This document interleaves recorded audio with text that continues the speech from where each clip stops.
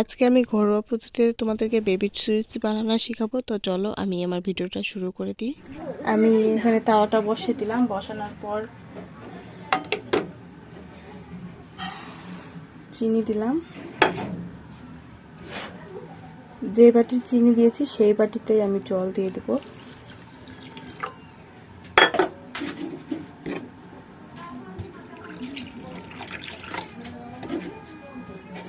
এক বাটি আর হাফ বাটি আমি চিনি জল দিয়ে দিয়েছি। ভালোভাবে আমি এটা গলার জন্য জাল দিব যেন চিনিটা গলে যায়। দুইটা সাদা ফলও দিয়ে দেবো এর মধ্যে। আমি এখানে নিয়ে নিয়েছি একটা বাটি, আর এখন আমি এর মধ্যে দিয়ে দেবো গুঁড়ো দুধ। আমি যেহেতু বেবি সুইটসটা গুঁড়ো দুধ দিয়ে বানাবো, তাই এখানে নিয়েছি গুঁড়ো দুধ। ড্যানোর একটা গুঁড়ো দুধের প্যাকেট নিয়েছি। এখানে 4 ভাগের 1 ভাগ দিয়ে দিতে হবে বেকিং সোডা। আর সবার বাড়িতে যেহেতু সবসময় মেজারমেন্ট কাপ থাকে না, আমরা যেহেতু একজন বাচ্চার মা, তো আমাদের বাড়িতে সবসময় কিন্তু এইরকম চামচ থাকে। তো আমি আজকে এই চামচেই কিন্তু মেপে দেখাবো তোমাদেরকে।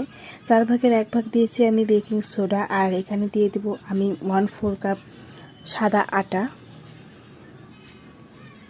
কিন্তু তেল হলে এটা একদমই ভালো লাগবে না, তো আমি এখানে এখন ঘিটা দিয়ে দেবো। এটা হাতে এরকমভাবে মুঠি হবে ততক্ষণ অবধি ভালোভাবে মিক্স করে নিবা সব উপকরণগুলো। তারপর আমি আগের থেকেই জাল করে রাখা ঠান্ডা দুধ এখন দিয়ে দেবো এর মধ্যে। একটু দাও। হ্যাঁ, এখন আমার ছেলে একটু দুধ ঢেলে দেবে। হয়েছে।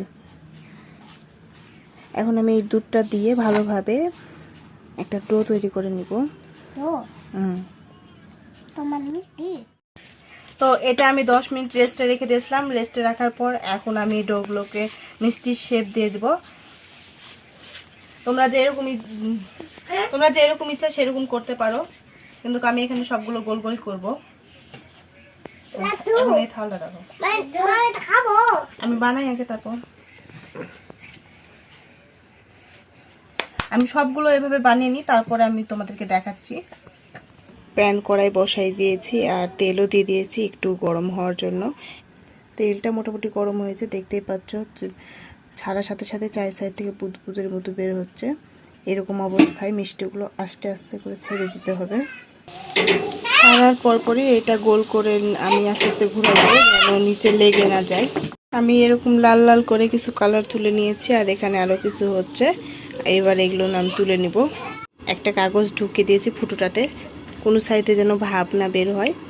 আর এখন আমি আমার মিষ্টি সিরাটা জাল করা হয়ে গেছে, আমি এর মধ্যে আমার বানানো মিষ্টিগুলো দিয়ে দিব।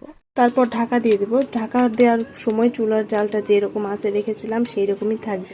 এই হলো আমার মিষ্টির ফাইনাল লুক। তো মাত্র 20 টাকাতে তোমরা বাড়িতে বসে বানিয়ে নিতে পারো তোমাদের কালোজাম।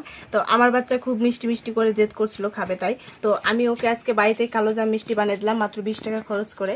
তো এই হলো টেকনিক্যালি বুদ্ধি। তোমরা চাইলে তোমাদের বাচ্চাকে এইভাবে বানিয়ে খাওয়াতে পারো ঘরোয়া পদ্ধতিতে।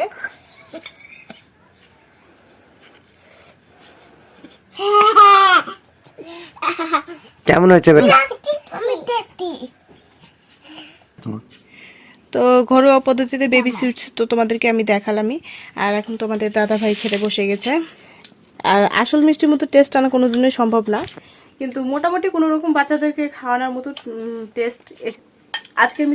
আজকের মতো ভিডিও এই পর্যন্তই। যদি আমার ভিডিওটা ভালো লেগে থাকে তাহলে একটা লাইক দিও আর আমার চ্যানেলটা সাবস্ক্রাইব করো। তো দেখা হচ্ছে নেক্সট ভিডিও।